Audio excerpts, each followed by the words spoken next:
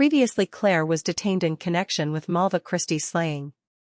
Roger discovers Brianna was expecting, and he was appointed a preaching official. In the first episode's opening scene, Claire is shown being hanged in front of a big crowd after Tom informed her that her husband was still alive and made a pledge not to leave town. Jaime assures Ian that he believes Claire is still alive and makes a commitment to find her. The sheriff's wife, Mrs. Maisie Tolliver, is in charge of the prison where Claire is being held. She informs Claire that she will receive 1 meal per day and that Mrs. Oliver will bring her a basin for washing once every day. Claire wishes to contact her family, but Mrs. Oliver says she is unable to do so. Sadie, another cellmate, informs them that the court's closed, there is disturbance in the streets, and the rebels have made life miserable for any loyal citizens. Her cellmate knows that Claire murdered Malva. She confesses to forgery, and she has been imprisoned for a month without having had a trial.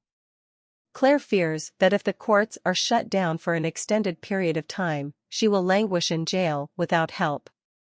Roger is requested by Reverend Macmillan to minister to a few soldiers who are preparing to travel north, since they will require a lot of prayer and intercession. Roger was dismissed by the soldiers, who emphasized that the verses from the Bible won't help them. When Wendigo Donner happens to be there and hears Roger say, "Float like a butterfly, sting like a bee, and God will surely go with thee," he recognizes the Muhammad Ali statement, since he, too, is a traveler. Roger becomes aware that he was a member of Lionel Brown's crew. 5 of them made it to the stones at Ocracoke, but they got split up when they went through, and he never saw them again. Wendigo swears that he did nothing to Claire and that he only needed a gemstone to return to his own time in order to help the Indian nations. Tate arrives at the prison in search of a healer. In order to give Claire the chance to depart, Sadie makes the murderous allegation, and then Jaime and Ian show up. They are informed by Mr. Christie that Claire has left. Mrs. Tolliver tells Jaime that her husband had ordered the removal of his wife due to a duty to the king. The pregnant Mrs. Martin, the ship's surgeon, and Mr. Martin, the governor, were all transformed into Claire while aboard the HMS cruiser. Mrs. Martin had been vomiting all night and had been perspiring through the sheets when she realized that Claire was the murderous figure. Since ginger tea will assist with the nose yarn, Claire makes some. Mrs. Martin claims that having already lost 3 children, she would prefer to pass away than risk losing another and upsetting her husband. Brianna is aware that Roger will assist Wendigo Donner. She attempts to talk him out of it, but Roger is adamant that he didn't harm Claire. Brianna points out that he did nothing as her mother was viciously attacked, but Roger explains that he was only trying to survive. Tate instructs Martin not to launch an attack while it is foggy and gives him the order to send Radiant teams to shore and recapture Fort Johnston. Martin knows the Redcoats will execute him before the rebels do. Martin's wife's condition has greatly improved, but she still needs some additional supplies, so Wilmington for her Tate tells him that the rebels are much more numerous and well-armed than anticipated, so he advises him to stay north for the sake of his family. Martin refuses to let his wife leave the ship and offers to send a messenger to gather whatever she needs before they set sail. Martin is informed by MacDonald that they have lost Johnston Fort. Jaime and Ian made the decision to ask the Red Coats at the brothel if they knew the location of the sheriff or where he was bringing Claire. Then Jaime sees Richard Brown's horse outside. Martin is informed by MacDonald that Claire is Jaime's wife and that she has been detained on suspicion of murder.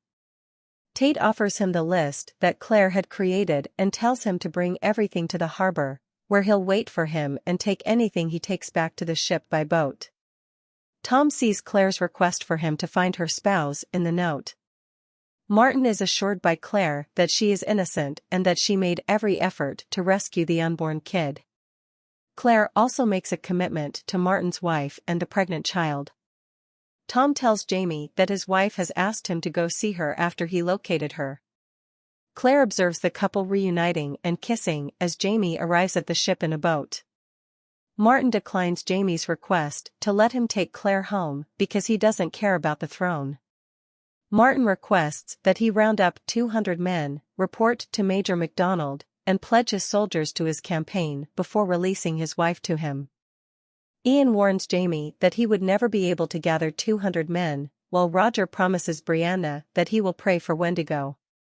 Jaime tells Ian to return to the Rage because he doesn't want him to become involved and says he'll return to that ship and do whatever needs to be done.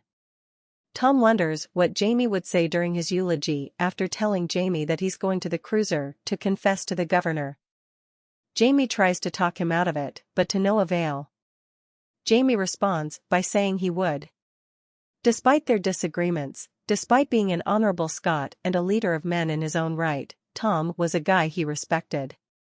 When Tom and Claire first meet, she learns that he has come to confess to the murder of his daughter. He believes that Malva was a witch like her mother. He also reveals that when he looked after his wife and little Ellen, Mona seduced him and he fell for her. His wife was ultimately hanged for the murder of his brother. He adds that Malva had the same sly charm and darkness of soul as her mother, which is why he claims he killed her.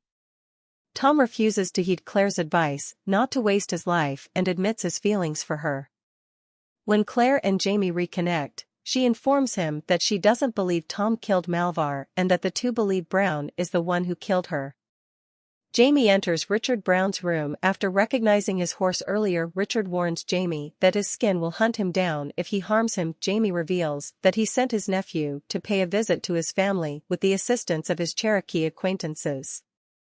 Richard does not believe that Jaime will murder him in cold blood, but Jaime claims that he is a violent man and that Claire, whom he sought to eject from his life, is the reason for any kindness in him. As the show comes to a close, Jaime assaults Brown.